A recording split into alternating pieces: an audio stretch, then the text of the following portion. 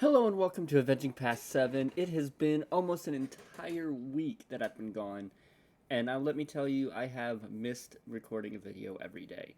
I tried to record some videos throughout the week, but I didn't have a good enough connection, so I wasn't able to, and I apologize for that.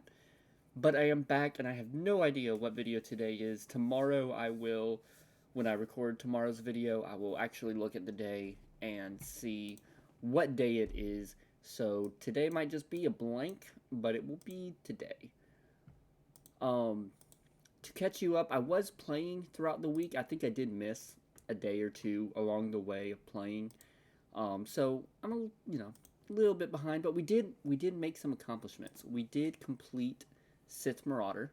So or I say complete. We collected all of his shards, and so looking at the farming guide after Sith Marauder, um, taking into consideration we are on Cantina nodes, I believe that T3 is the next one to go after.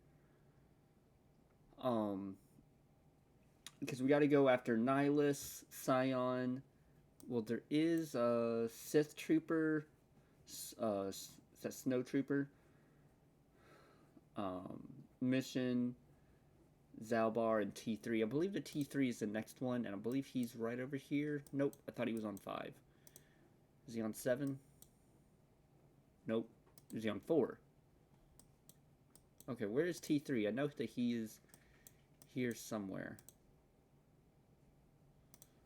I believe I favorited him yesterday, so let's look over in the roster. Nice, I did not. Okay, so let's just look him up real quick. One thing I do want to say as we look him up real quick, I like this new filter. I think it's a lot easier to search through. I think it's a lot easier to use. And so I do think that that is cool. Also, I'm sure that you did notice, because they make you notice, but they added that turn meter list on, or turn order list in battles. Oh, he is in 6. Okay. And I think that that's really cool. Making sure that, making it clear on what what the turn order is and how it changes. So I think that that's cool and, useful for a lot of things when looking at and strategizing how to play, or what abilities you're going to be using in order to make sure your team can go faster. So I think that that's cool. Let's see what else has been going on. Oh, man. Well, while I was out, I was with some friends throughout the week. And we had some very fun conversations. I gotta tell you, we had some very fun conversations.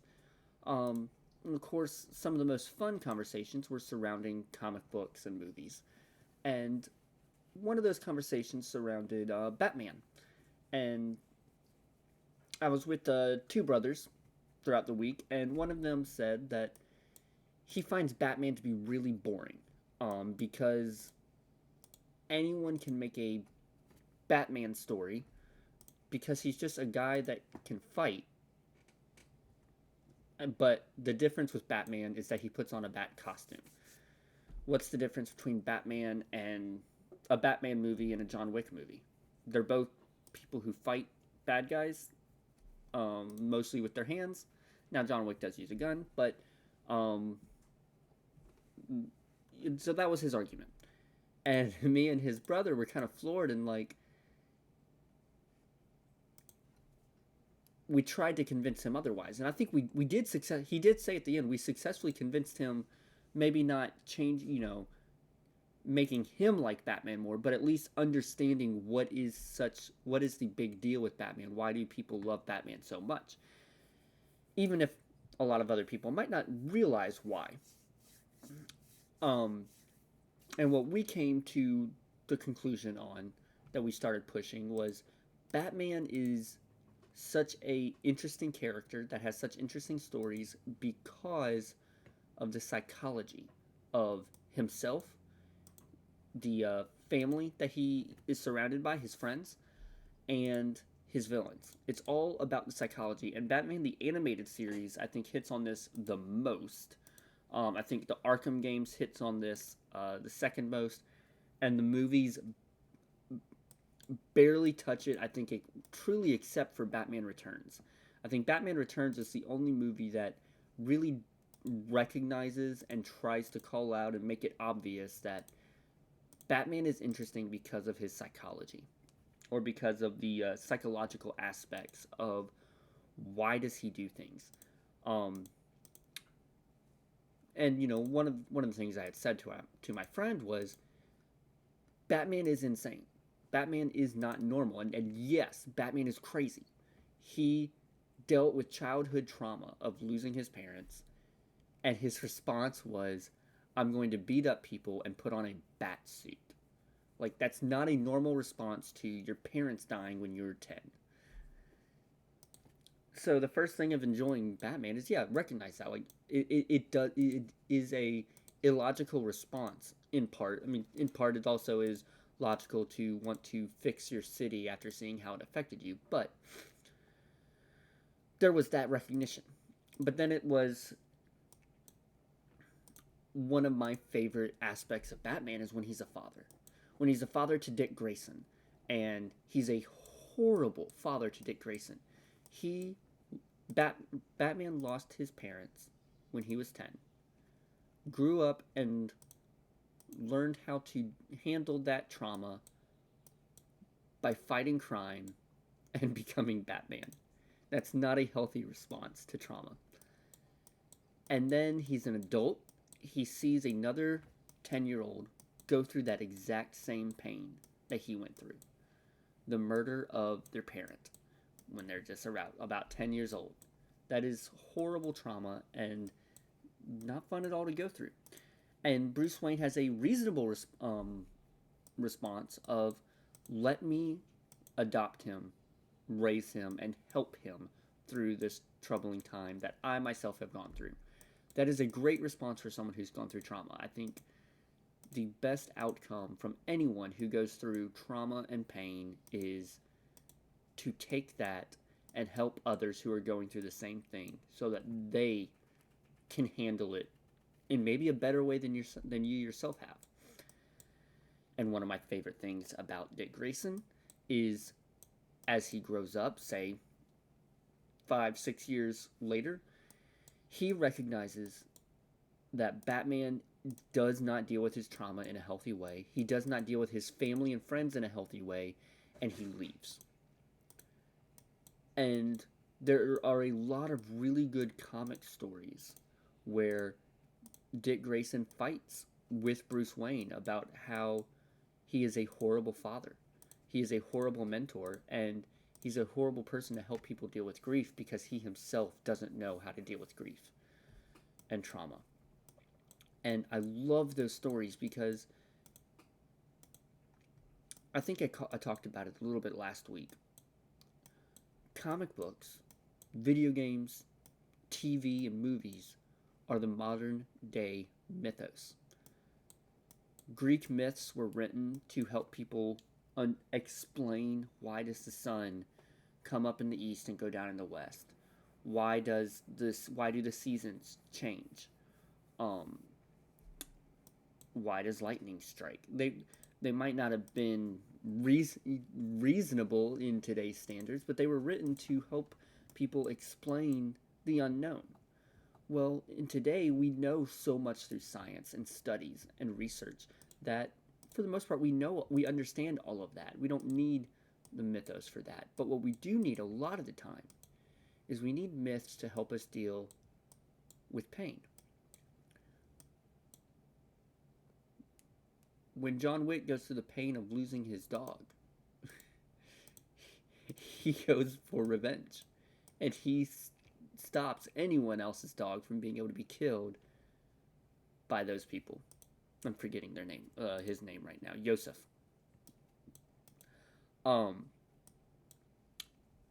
When Batman's parents died, and he went through the pain of losing his parents in that way, he grew up, and he stopped anyone else from having to go through that, tried to stop anyone else from having to go through that pain. It was his mission to make a change by stopping the bad guys.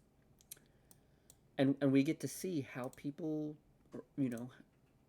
we get to see how did other people handle it, or what is a better way to handle it. And Dick Grayson is such a good way to help people see how to handle the pain of a bad parent.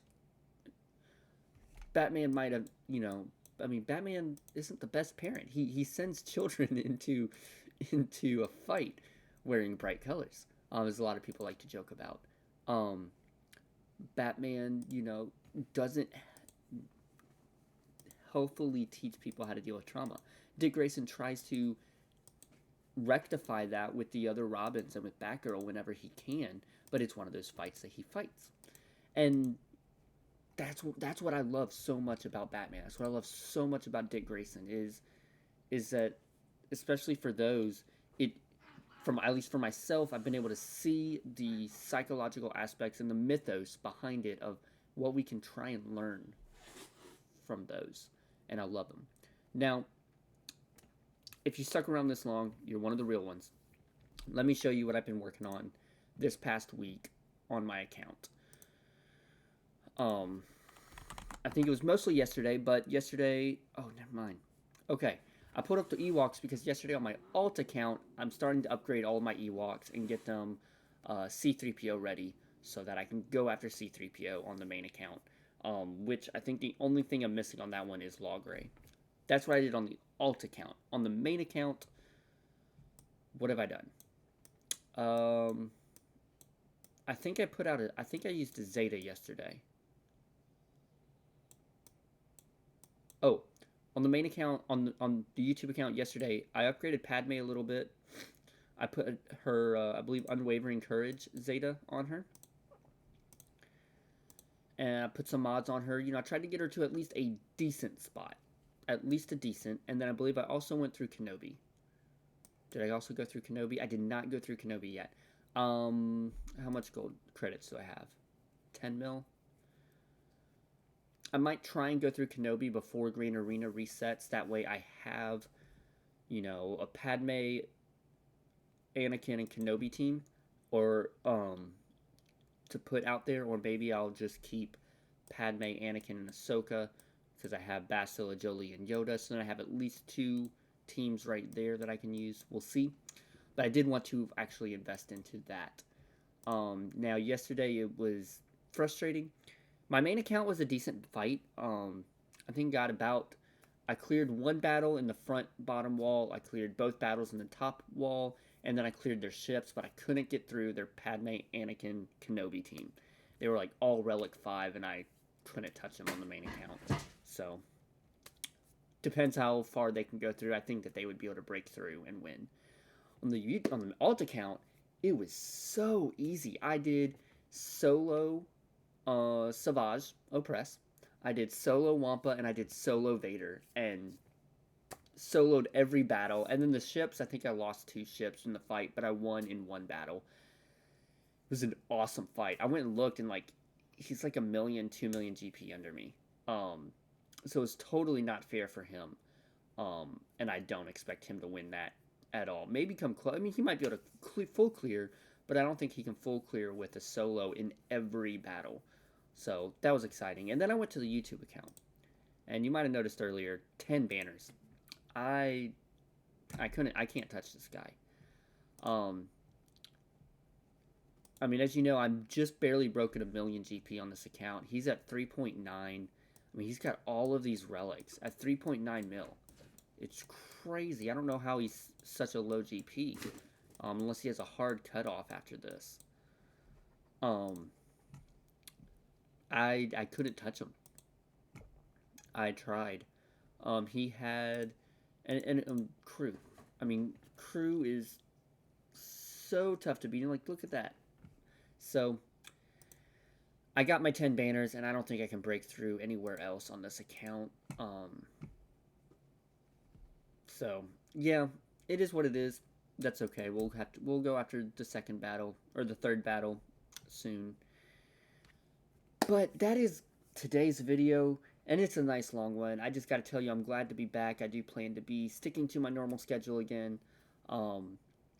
I hope y'all had a fantastic week. Please let me know down below how everything's been going for you. How's Grand Arena been going for you?